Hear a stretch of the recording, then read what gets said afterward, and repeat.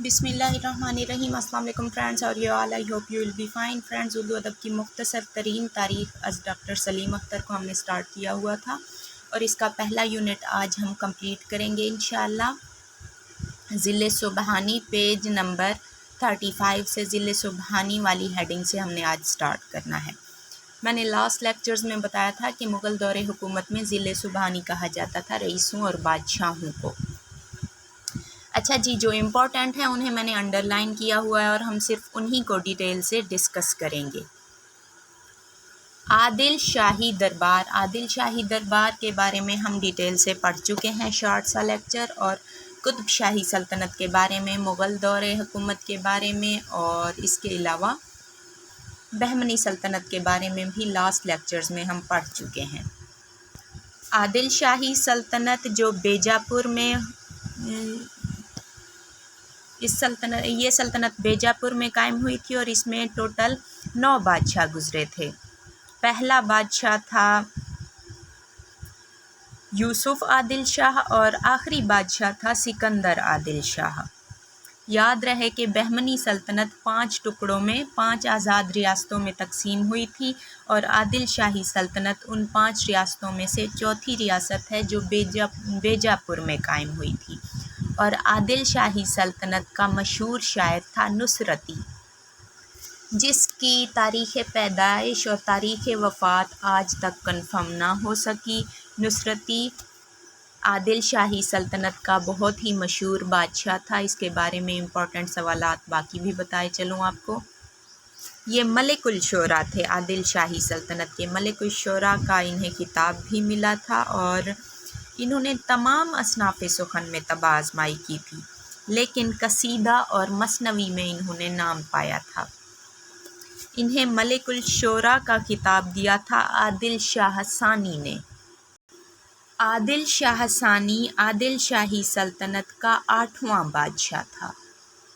इन्होंने कसीदे भी लिखे, गज़लें भी लिखी हैं, रुबाइयाँ भी लिखी हैं, लेकिन इन्होंने 3 मशहूर मसनवियाँ लिखी हैं। पहली है गुलशन इश्क, दूसरी है अलीनामा और तीसरी है तारीख़ सिकंदरी। आदिल शाही दौर को अगर हमने डिस्कस किया है तो इसके मशहूर शोरा आपको बता ही दूँ। इसके मशहूर शोरा थे, नुसरती तो सबसे ज़्यादा मशहूर था, इसके अलावा बुरहानुद्दीन जानम, अब्दुल बेजापुरी, मुकीमी, आतशी, हसन शौकी, राज़ी, रुस्तमी, मलिक खुशनूद और एक और था मोहम्मद अमीन अयागी। बहुत सारे थे, लेकिन जो मशहूर हैं वो मैं आपको बता चुकी। आगे है जनाब हमारे पास, और कुतुब आदिल शाही दरबार नुसरती और कुतुब शाही दरबार मुल्ला वजही पैदा करता है। मुल्ला वजही सबरस के मुसन्निफ, इनका पूरा नाम था असदुल्ला वजही गालिब, और ये कुल्ली कुतुब शाह की दरबार से वाबस्ता थे और इन्होंने बहुत सारे तखल्लुस इस्तेमाल किए थे, लेकिन आखिरी तखल्लुस जो इन्होंने इस्तेमाल किया था वो वजही था। वजही ने कुतुब मुश्तरी में दक्कन और तेलंगाना की तारीफ़ की है। वजही का ताल्लुक़ था हिंदुस्तान से शायद, या ये पता नहीं कहाँ से हिजरत करके आए थे। हिंदुस्तान में ये इब्राहिम कुतुब शाह के ज़माने में पैदा हुए थे और इन्होंने गोलकंडा सल्तनत का यानी कुतुब शाही सल्तनत के 4 बादशाहों का ज़माना देखा था। पहला बादशाह इब्राहिम कुतुब शाह, जिसके ज़माने में ये पैदा हुए। दूसरा इन्होंने ज़माना देखा कुल्ली कुतुब शाह का, और फिर मोहम्मद कुतुब शाह का और अब्दुल्ला कुतुब शाह का। इब्राहिम कुतुब शाह कुतुब शाही सल्तनत का 4था बादशाह था, यानी कि मुल्ला वजही ने कुतुब शाही सल्तनत के 4थे, 5वें, 6ठे और 7वें बादशाह का ज़माना देखा था। इनकी मशहूर तसनीफ़ है सबरस और मशहूर मसनवी है कुतुब मुश्तरी। सबरस और कुतुब मुश्तरी के बारे में डिटेल से लास्ट लेक्चर्स में हम पढ़ भी चुके हैं। वजही ने मेरे ख़्याल में कुतुब मुश्तरी में ही अपने शायरी के उस्ताद के बारे में ज़िक्र किया था और उन्होंने कहा था कि रूहुल अमी मेरे शायरी के उस्ताद हैं। ابراہیم قطب شاہ کے زمانے میں ایک شاعر ہوتا تھا جو اپنا تخلص کرتا تھا روح الامی۔ اب نہیں معلوم کہ وجہی نے یہاں جبرائیل کو اپنا استاد کہا ہے یا اسی شاعر کو کہا ہے جو ابراہیم قطب شاہ کے زمانے میں تھا۔ وجہی سے ایک اور مثنوی بھی منسوب ہے جو ہے ماہ سیما و پری رخ، غار ساندی طاسی نے اس کا ذکر کیا تھا۔ اس کے علاوہ صبرس تمثیلی تصنیف ہے وجہی کی مشہور، اس کے بارے میں تو ڈیٹیل سے آپ کو بتا چکی ہوں۔ ایک اور امپورٹنٹ سوال کہ قطب مشتری میں کس کے عشق کی داستان ملتی ہے؟ کلی قطب شاہ اور اس کی محبوبہ کی، بھاگمتی کی۔ اچھا آگے ہے عادل شاہی دربار نصرتی پیدا کرتا ہے اور قطب شاہی دربار وجہی پیدا کرتا ہے۔ تو دبستان لکھنؤ یعنی لکھنوی دربار انشا کے ذمے روزانہ لطیفہ سنانے کا کام لگاتا ہے۔ انشا کون تھے؟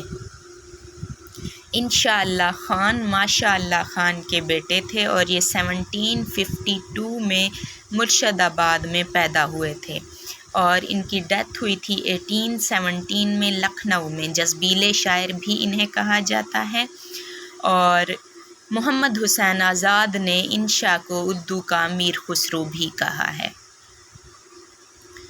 ان کی قواعد کی ایک مشہور کتاب ہے دریائے لطافت۔ اس کے علاوہ ان کی ایک تصنیف ہے رانی کیتکی کی کہانی جو خالص اردو زبان میں ہے، اس میں عربی اور فارسی کا ایک بھی لفظ نہیں ہے۔ ایک اور ان کی مشہور تصنیف ہے سلغ گوہر، اس میں بے نقط الفاظ ہیں، کوئی بھی نقطہ استعمال نہیں کیا انہوں نے اس تصنیف میں۔ انشا کے بارے میں بیتاب کہتے ہیں کہ سید انشا کے فضل و کمال کو شاعری نے کھویا، بڑے باکمال تھے لیکن یہ جب لکھنؤ گئے تو اس طرز کی شاعری کرنے لگے اور ان کے کمالات کم ہو گئے تھے، اور شاعری کو سعادت علی خان کی مصاحبت نے ڈبویا۔ اچھا جی آگے انڈر لائن کیا ہوا ہے میں نے، دلی میں ڈاواں ڈول حکومت نے، دلی کی حکومت کے بارے میں تو آپ کو بتا چکی ہوں کہ اورنگزیب کے بعد تمام جو دلی کے بادشاہ تھے وہ عیاش پسند تھے، اور جیسے آج کل کے حکمران ہیں پاکستان کے امریکہ کے غلام، سیم اسی طرح وہ ایسٹ انڈیا کمپنی، چونکہ ایسٹ انڈیا کمپنی آئی بعد میں تھی لیکن پہلے سے ہی ایسٹ انڈیا کمپنی نے اپنا راج بٹھانا شروع کر دیا تھا اور وہ ایسٹ انڈیا کمپنی اسپیشلی سید برادران کے غلام رہے، باقی بظاہر تو وہ بادشاہ تھے لیکن وہ کٹ پتلیاں تھے۔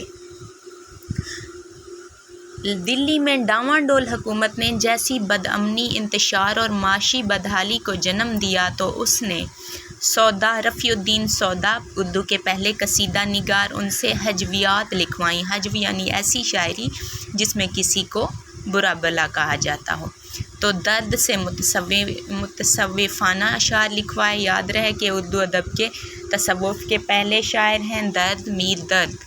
لکھنؤ میں صورتحال برعکس تھی یعنی اس کے الٹ تھی، دلی میں بدامنی تھی، معاشی بدحالی تھی، لیکن لکھنؤ میں خوشحال دور تھا۔ تو شہر آشوب یعنی ایسی شاعری، ایسی صنف نظم جس میں کسی شہر کی بدحالی کا ذکر ہو۔ دلی بدحال تھا، تباہ ہو چکا تھا، اس لیے وہاں شہر آشوب لکھے جاتے تھے، اور لکھنؤ میں خوشحال ریاست تھی تو وہاں واسوخت لکھے جاتے تھے، یعنی ایک دوسرے کو برا بھلا کہنے کے لیے شاعری کی جاتی تھی، وہاں کمپٹیشن چلتے تھے شاعری کے۔ حکمران موسٹلی وہاں شیعہ تھے، اس لیے ان کے مسلک کے باعث مرثیہ نے عروج حاصل کر لیا تھا، اور عشقیہ و نشاطیہ مثنویاں لکھی جاتی تھی کیونکہ عیاشی کا دور تھا، ہر طرف خوشیوں کا سماں تھا تو انہیں عشق و عاشقی سے کرنے کی فرصت تھی۔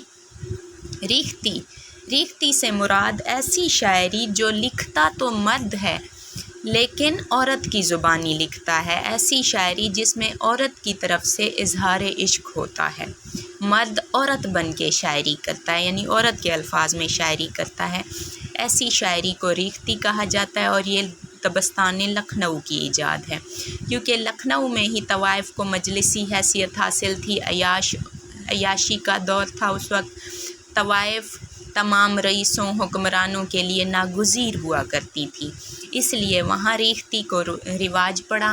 لکھنؤ میں عورت کو بڑی عزت کی نگاہ سے دیکھا جاتا تھا، ایسی عزت نہیں جو اسلام نے عطا کی ہے۔ عورت کی یعنی کہ عورت سے عشق کرنا بہت لازمی ہوتا تھا لکھنؤ والوں کے لیے۔